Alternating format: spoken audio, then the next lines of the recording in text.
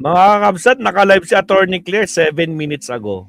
7 minutes. Ang title niya, ICC Warrant of Arrest. Dapat aksyonan agad. Ako po, maganda to. Sige, umpisa natin. Bawasan natin. Habulin na. Etc. Alam kita, no? Alan Cayetano. Eh, syempre, mga kaalyado niya itong nababanggit. Yes, tama. Kasi nga, di ba, yung minority black, parang haharangin nila yung ICC warrant of arrest kung sakali. Pero ito, pakinggan natin si attorney. It is Feb 19, 2026. Hindi ko nabanggit yung mga dates, no? But anyway. Nawala pa si attorney. Nalagay attorney. Attorney, where are you? Oh, nagkamali siya ng nagkamali siya ng click. Okay, mga kakli, medyo na medyo na late tayo. Ba't nga ba? Medyo nag-ano yata ako ng konti. Hello po, attorney. Live to eh. Sumobra yata ang oras ko, nag-11:27 na tuloy. Sorry po, Alex Imperial. Oo, medyo na late. Sorry po, Max Safe, Shiro, Nelson Cupino, Shiro nandyan. Trips, Guro ako USA. Shiro, yung iba kung hindi na kaya at medyo gabi na, okay lang. Ano na, team replay na lang. Maricel, wala si Bilan, Boy Gutierrez. Addictus nito. Ayan, si Addictus. Addictus Rex, Joe, ano to? Anyway, si Jojo, nasa si Jojo. Jun Tantoko, Agent. Junsi, Marichu Yulu, Jojo, Bumagat. Yan, Bumagat. Pero ito mga clear ito ha. Madaming sasabi, syempre, the likes of Alan Cayetano. At daw, dumaan, respeto. Natututo na sila ng respeto ngayon. Natututo na sila ng due process. Oo nga, attorney. Diba? Dati walang ganyan. Sa korte. Diba? May nakita akong video dito ni Alan Cayetano. Etc. Alan Cayetano. Dati walang ganyan, attorney. Eh, syempre, mga kaalyado niya itong nababanggit na co-perpetrator eh. Naman. Diba? Eh, talagang yan ang react. Diba? Wait, magkaiba ang reaction ni Senate Major Sige lang, okay lang, Sir Leonardo. Okay, mag-alala. Pwede tayo magpuyatan ngayon. Okay lang sa akin. Kahapon nga na, 3 hours tayo eh. Umabot tayo ng 2:00 ng madaling araw eh. Okay lang, okay lang.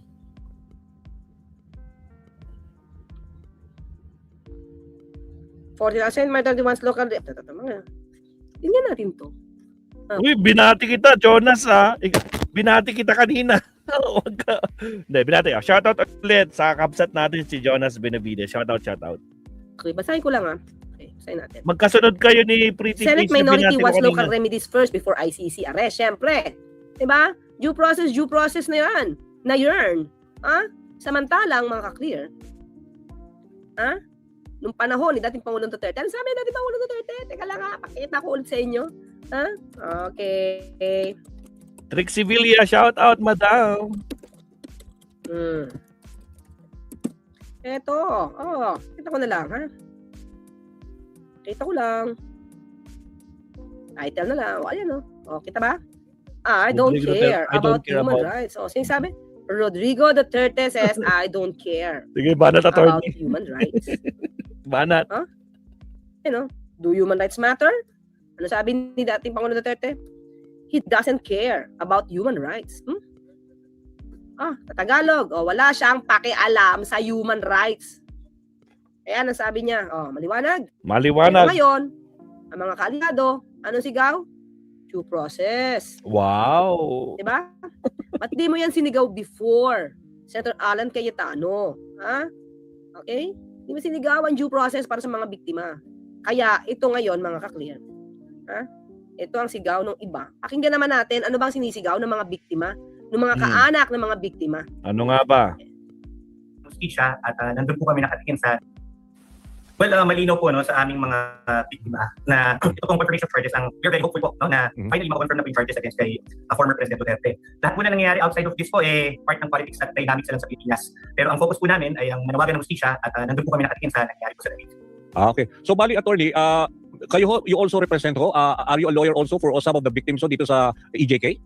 Maraming salamat po sa pagkilinaw, Sir Danny. Actually po, I'm both. I am a lawyer and also a victim po. Yung parents ko po ay naging biktima po ng time. Parents niya.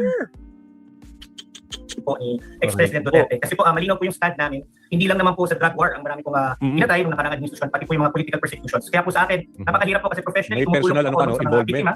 But personally, sir, ako po ay nananawagan din ng hustisya. Itong mga to, tingnan nyo. Yung mga DDS ba nito?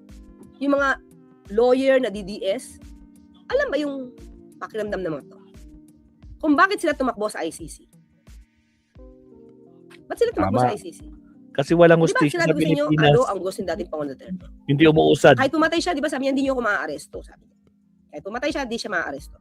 Kasi may immunity siya. Pangalawa, matanda na siya. Sabi ko, pareho ng drama eh. Matanda na siya and he can avoid going to jail or be imprisoned kasi matanda na siya. So kapag sa Pilipinas nagkaroon ng hearing, yung mga klase ng mga ganyan mga palakasan, mangyayari yan. Sabi na maka-hospital arrest yan, maka-house arrest yan, may neck brace na yan, naka-wheelchair na yan. Will. Gloria ang ano? Samantalang estilo. sa ICC, walang politika-politika. Tama. Walang impluensya, pantay-pantay. Akusado ka, complainant ka, pantay. Kasi kung ikaw ay akusado at indigent ka rin, bibigyan ka ng pondo. Pag ikaw ay complainant at indigent ka rin, bibigyan ka rin ng pondo. Pantay. Yun ang hustisya. Diba? At kung malayo yung mga witnesses, mga clear, at napoproteksyonan, hindi matatakot. Diba? Tama. Katulad yan. Sino bang may kakilala ng assassin? Hindi ba? Isara. Si Sara may kakilala ng assassin. Paano yung mga witnesses na yan? Kung ang Pangulo nga mismo tinakot at kayang ipapatay, what more? Sige, you think. Diba? Kung presidente, first lady, house speaker, kayang paano yung ordinaryong tao na yung kanila mga kamag-anak ay pinatay na. Dati pa. Diba? Hindi ito nakikita. Laging paawa effect sila. Matanda na, mahina na, di na nakakaunawa, di na nakakailala. Maaari siyang mamatay na. Death is certain. Death is certain. It's just a matter of time. Pero ito mga pinatay nito, sinintensyahan agad. Sinintensyahan agad. Pag matanda daw, bawal hulihin. Yan ang sabi ni dating Pangulo Duterte. Pero ang mga DDS, puro adik sinisisi. Ba't si Digong nyo, ayaw nila sisihin na manyak at pumapatay? Diba? Yun lang yun eh. Ayaw nyo lang intindihin na yung mga nagsampa ng kaso, Pilipino. Mga Pilipino. Para sa ating mga pinsan na magulang. So dahil attorney ka rin naman, VJ, so siguro may mga kasing nagko-komento di ba, na dapat pumasok ang mga local courts na mag-intervene para hindi just in case lumabas yung warrant of arrest doon sa 8 pa na pinangalanan, di ba, ng ICC. So supposedly mga co-perpetrators diyan sa EJK, ikaw ba naniniwala na dapat ito ay totally jurisdiction na to ng ICC, hindi na makialam ang mga local courts or kahit Korte Suprema? Alam niyo sir, bilang abogado, bilang officer ng court, pero respeto po natin yung karapatan ng mga panawagan ng kabilang panig, sabi na, no? Pero kailangan, yung pag-file po kasi ng mga biktima sa ICC, kailangan natin maintindihan na patay po ito sa isang treaty at sa isang tratado na pumirma ang ating sariling bansa. Dahil dito, nirespeto natin dapat yung pagpasok nito sa Rome Statute nga na tinatawag. Hindi unang hula yung pamilya ng mga biktima. Baka nakakalimutan po natin na ang dinimanda po ng mga pamilya dito ay ex-president at ang mga akusado po na binabanggit natin na pangalanan ng mga sumunod to ay pinabibilangan ng president na senator at marami pang mga opisyal ng gobyerno. Actually, nag-expect pa nga po kami, may mga pangalan pa dyan na wala. Saka mga kaklir, ang inaakusahan nila at ang dinidemanda nila, puro killer di umano. Ano bang case? Crimes against humanity. Murder. Lahat ng yan, siguro maliban kay Batiliano Aguirre kasi ang parang participation niya lang, tinolerate niya, hindi nagdemanda eh. Diba? So, the rest, mga generals dyan, na tinuro dati ni dating Pangulo Duterte na parte ng DDS, lahat yan may capacity to kill. Capable of killing. Dahil yun yung tinuro sa kanila dating Pangulo Duterte. Diba? Encourage them to fight and kill. Hindi biro ang kasong ito. Diba? Sa tingin nyo kung sa Pilipinas ito. Ito sinasabing hindi maganda ang justice system dito. Diba? Pero mas maganda na walang pamumulitika mangyayari sa magiging desisyon dito. Sana nanood si Bam Aquino. Sabi ni Ronald Cifra. Pabanggitin ulit, wala pa po dyan si GP de Bolsinas. Si Lito Patay at si Salamat. Wala pa si de Bolsinas. Salamat. So may mga kulang pa na ina-expect natin na ilalabas yung ICC. Kaya sino ba naman po kami, mga biktima, mga ordinaryong mamamayan? Ako po isang ordinaryo. Sabi kaya natin to kay attorney BJ Byron? Tupacio. dito na ba? I think we can recommend si Mayor Magalong, pahanap niya yung report.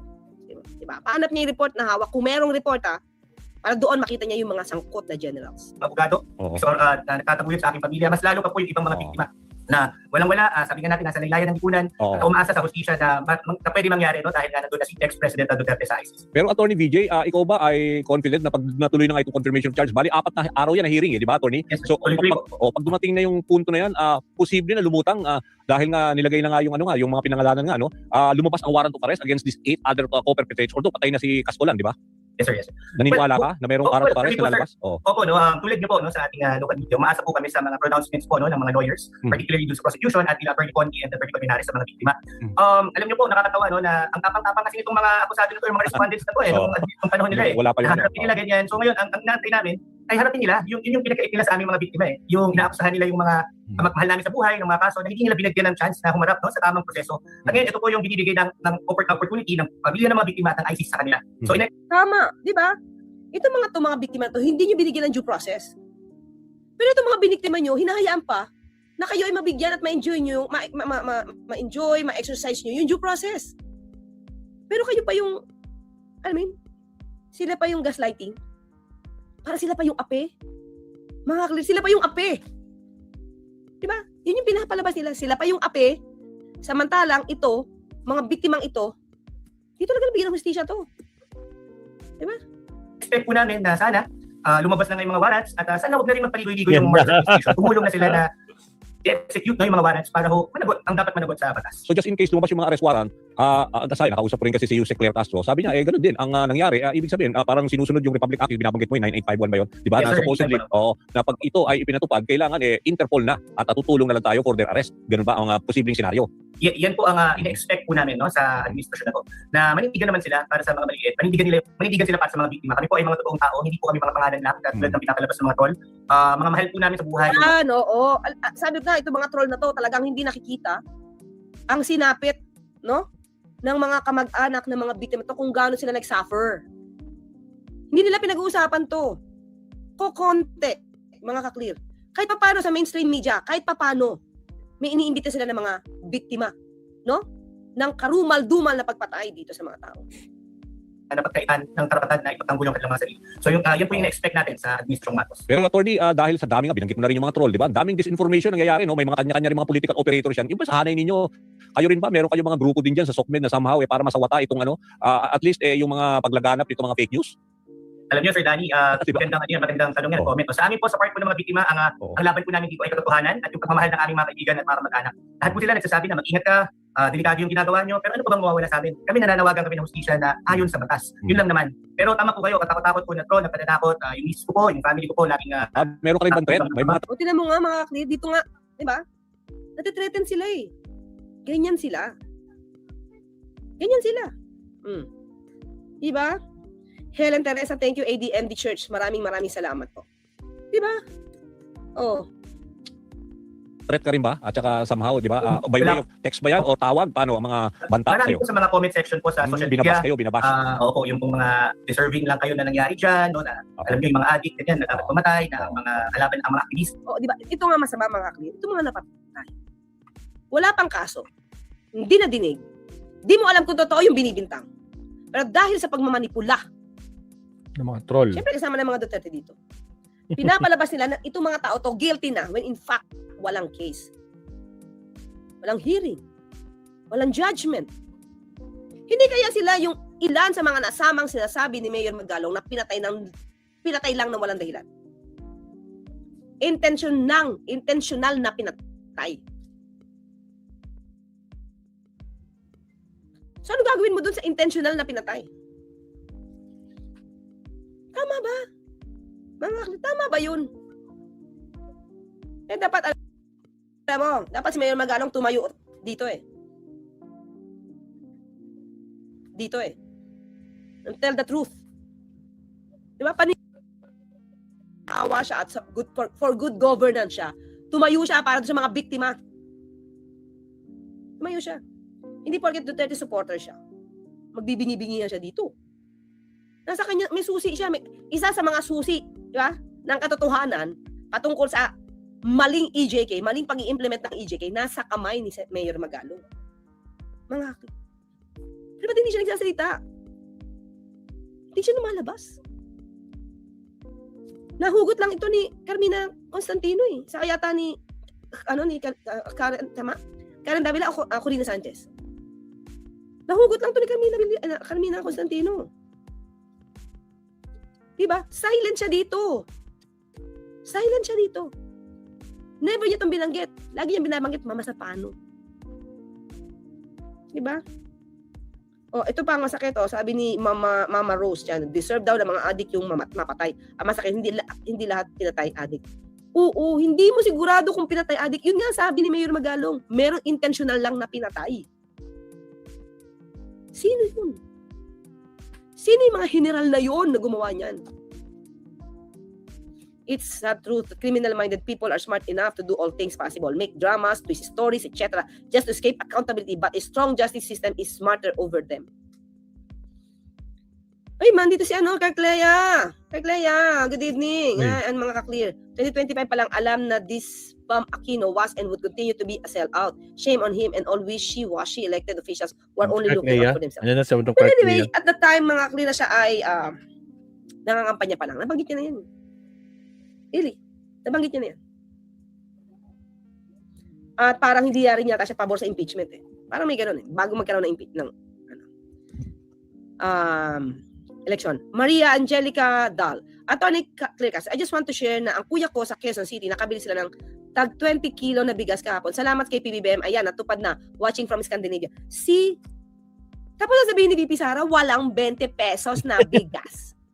Ang hayop lang. Hayop, diba? Hayop talaga. Yung kanyang sinabi. Panghayop talaga yung kanyang sinasabi. Diba? Ayaw natin mag-ad hominem dito. Panghayop daw yung bigas na ino-offer ng Pangulo na 20 pesos kada kilo. Diba? Panghayop na komento lang yun. But thank you, Maria Angelica. The only thing necessary for the triumph of evil is for good men to do nothing, Omnioji. Are you talking to Mayor Magalong?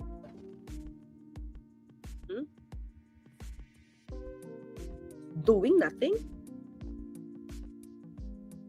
Hindi. Ba't matatakot naman si Mayor Magalong? Hindi matatakot yun. Diba? Maingay yun eh. Mama Sapano lagi ang tinutumbak niya. Kaya makakatulong siya dito. This is the right timing for him. Yun, kung ilalaglag niya si Digong. Yun, kung ilalaglag niya. Claudio from Abu Dhabi. Ayan. Sakura, talaga ni Bratinella. Good governance siya. Good governance. Ayun, sabi niya dito. Good governance. Yata eh. Cover.